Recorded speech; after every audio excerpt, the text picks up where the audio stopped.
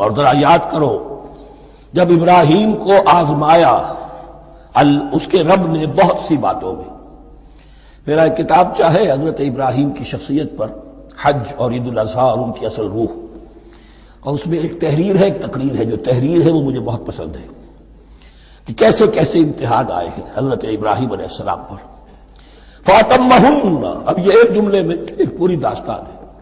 اس نے ان سب کو پورا کیا، سب میں پاس ہو گیا، ہر امتحان سے کامیابی کے ساتھ with flying colors ہر امتحان سے نکلے. قال انی جاعلک للناس اماما، تب ہم نے کہا اے ابراہیم اب میں تمہیں نوع انسانی کا امام بنانے والا ہوں. قال ومن ذریتی، انہوں نے کہا اور میری نسل کے بارے میں بھی یہ وعدہ ہے کہ نہیں؟ قال لا ینال عہد الظالمین، فرمایا میرا یہ عہد ظالموں سے متعلق نہیں ہوگا.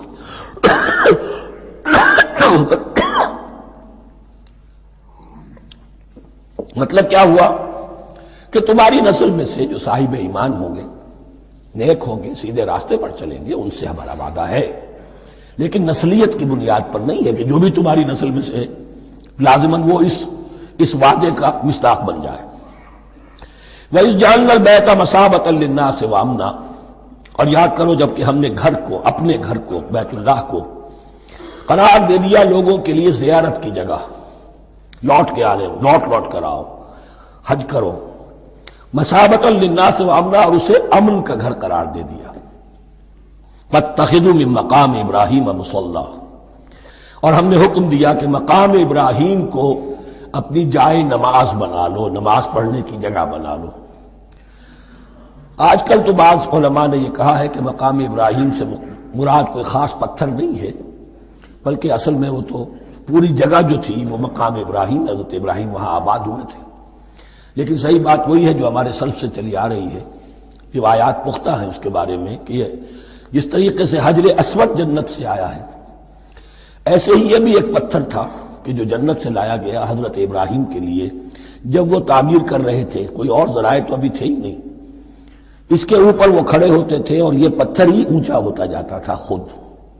اب جیسے جیسے تعمیر اوپر جا رہی ہے تو اس کے لیے یہ پتھر اونچا ہوتا تھا. وہ پتھر ہے جو مقام ابراہیم اب بھی محفوظ ہے، اور وہاں پر پھر طواف کر کے کعبے کا مکمل، پھر اس کے آس پاس جو ہے 2 رکعت جو ہے وہ ادا کی جاتی ہے نماز. وَعَهِدْنَا إِلَىٰ إِبْرَاهِيمَ وَإِسْمَاعِيلَ أَن طَهِّرَا بَيْتِيَ لِلطَّائِفِينَ وَالْعَاكِفِينَ وَالرُّكَّعِ السُّجُودِ، اور ہم نے عہد لے لیا تھا ابراہیم اور اسماعیل سے کہ تم دونوں ہمارے اس گھر کو، بیتیا میرے اس گھر کو پاک رکھو. اب یہ تطہیر بھی دونوں طرح کی ہوگی، ظاہری صفائی بھی ہو، گند نہ ہو، تاکہ ظاہر آئیں تو ان کے دلوں میں جو کدورت پیدا نہ ہو، کوفت نہ ہو، کھلی فضا ہو، صاف رکھو. اور تطہیر باطنی، وہاں توحید کا چرچا ہو، کوئی اور کفر اور شرک جو ہے وہ نہ آنے پائے. ان طہرا بیتی للطائفین والعاکفین، طواف کرنے والوں کے لیے، اعتکاف کرنے والوں کے لیے، والرکع السجود، اور رکوع اور سجود کرنے والوں کے لیے. وَإِذْ قَالَ إِبْرَاهِيمُ رَبِّ اجْعَلْ هَٰذَا بَلَدًا آمِنًا وَارْزُقْ أَهْلَهُ مِنَ الثَّمَرَاتِ مَنْ آمَنَ مِنْهُمْ بِاللَّهِ وَالْيَوْمِ الْآخِرِ. اور یاد کرو جب کہ ابراہیم نے کہا تھا اے میرے پروردگار اس گھر کو امن کی جگہ بنا دے، اور اس کے رہنے والوں، اس کے ہاں آباد ہونے والوں کو یعنی بنی اسماعیل کے لیے ان کو رزق عطا فرما، میووں کا اور پھلوں کا. من آمن منہم باللہ والیوم الآخر. اب یہاں حضرت ابراہیم خود رک گئے کہ میں اپنی ساری اولاد کے لیے یہ دعا نہ کروں، اس لیے کہ وہاں روک دیا گیا تھا لا ینال عہد الظالمین. تو جو بھی ان میں سے ایمان اور عمل صالح والے ہوں اور یوم آخر پر ایمان رکھتے ہوں، اجعل هذا البلد آمنا وارزق اهله من الثمرات من آمن منهم بالله واليوم الآخر. اب یہاں دیکھیے اللہ تعالیٰ نے گویا کہ ہم کہیں گے ازرہ شفقت مسکراتے ہوئے گویا کہ فرمایا کہ ابراہیم قال ومن کفر، تمہاری اولاد میں سے جو کفر کرے گا فأمتعه قلیلا، اس کو بھی میں دنیا کا ساز و سامان تو دوں گا.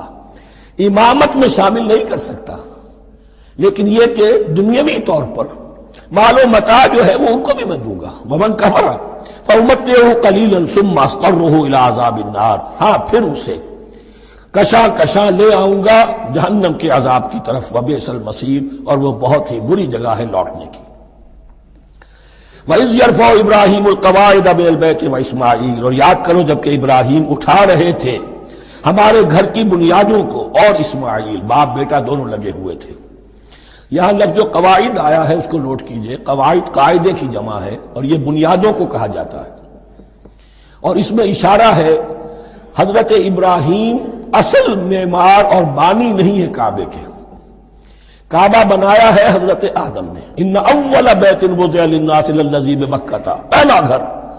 اب کیسے ممکن تھا حضرت آدم علیہ السلام کے زمانے سے لے کر اور حضرت ابراہیم تک کم و بیش جو ہے 4000 برس ہے، عام اندازہ جو ہے تورات کا اگر آپ لگائیں تو کوئی مسجد نہیں بنی ہوگی کیا؟ یہ پہلا گھر ہے، پہلا وہ گھر خدا کا، تو اس کی بنیادیں رہ گئی تھیں، باقی وہ امتداد زمانہ سے، اور چونکہ یہ سیلاب کا راستہ تھا، سیلاب کی وجہ سے وہ سب جو ہے دیواریں بہہ گئی تھی، صرف بنیادیں تھیں۔ ان بنیادوں کو پھر وَإِذْ بَوَّأْنَا لِإِبْرَاهِيمَ مَكَانَ الْبَيْتِ، یہ سورہ حج میں جا کر مضمون تفصیل سے آئے گا۔ اب میں آئے گا کہتا ہوں، آ چکا ہے حقیقت کے اعتبار سے، اس لیے کہ یہ ساری مکی صورتیں ہیں جو نازل ہو چکی ہیں سورہ بقرہ سے بہت پہلے۔ تو جب وہ ان بنیادوں کو اٹھا رہے تھے تو دعائیں مانگ رہے تھے، ربنا تقبل منا انک انت السمیع العلیم، اے رب ہماری اس کوشش کو، ہماری اس مشقت کو، محنت کو قبول فرما۔ باہر گھر بنا رہے ہیں، پتھر اٹھا اٹھا کر لا رہے ہیں، حضرت اسماعیل کی عمر اس وقت لگ بھگ 13 برس ہے، ہاتھ بٹا رہے ہیں۔ ربنا تقبل منا انک انت السمیع العلیم، اے رب ہماری اس کوشش کو شرف قبول عطا فرما، یقیناً تو سب کچھ سننے والا اور جاننے والا ہے۔ ربنا وجعلنا مسلمین لک، اور اے رب ہمیں اپنا فرما بردار بنائے رکھ۔ نوٹ کیجئے ابراہیم کہہ رہے ہیں، تو میں اور آپ اگر مطمئن ہو جائیں کہ میری موت لازماً حق پر ہوگی تو بہت بڑا دھوکہ ہے۔ ڈرتے رہنا چاہیے، اللہ کی پناہ طلب کرتے رہنا چاہیے۔ ربنا وجعلنا مسلمین لک، اے اللہ ہم دونوں کو اپنا فرما بردار بنائے رکھ، ومن ذریتنا امۃ مسلمۃ لک، اور ہم دونوں کی نسل میں سے اٹھائی و برپا کی جو ایک امت جو تیری فرما بردار امت ہو۔ وارنا مناسکنا، اور اے پروردگار تیرا گھر تو ہم نے یہ بنا دیا، اب اس کے جو رسومات ہیں وہ ہمیں سکھا، جو مناسک حج ہیں، ارنا مناسک، اب کیسے حج کریں، کیا آداب ہوں گے، طواف کیسے ہوگا، کیا کریں گے۔ وتب علینا، اور ہم پر اپنی شفقت کی نظر فرما، انک انت التواب الرحیم، یقیناً تو ہی ہے بہت ہی زیادہ توبہ کا قبول فرمانے والا اور شفقت کے ساتھ رجوع کرنے والا اور رحم فرمانے والا۔ ربنا وابعث فیہم رسولا منہم،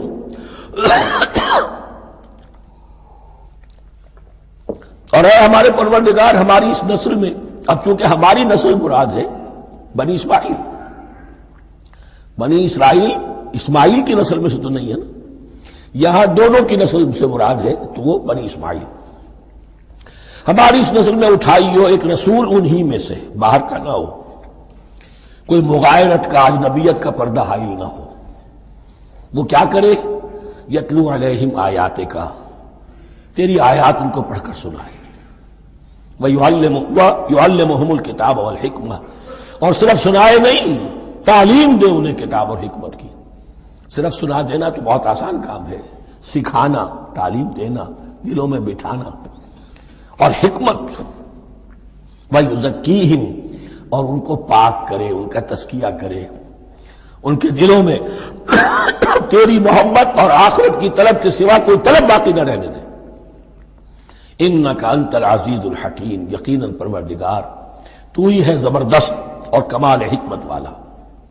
وَمَن يَرْغَبُ عَن مِّلَّةِ إِبْرَاهِيمَ إِلَّا مَن سَفِهَ نَفْسَهُ، اور ایسا شخص کون سا ہوگا جو ابراہیم کے طریقے سے منہ موڑے۔ یہ رغبت کا نظر بھی زبان میں دونوں طرف جاتا ہے، رغبہ الی، کسی شے کی طرف رغبت ہونا، محبت ہونا، میلان ہونا، اور رغبہ عن، کسی شے سے متنفر ہونا، کسی شے سے ابا کرنا، اس کو چھوڑ دینا۔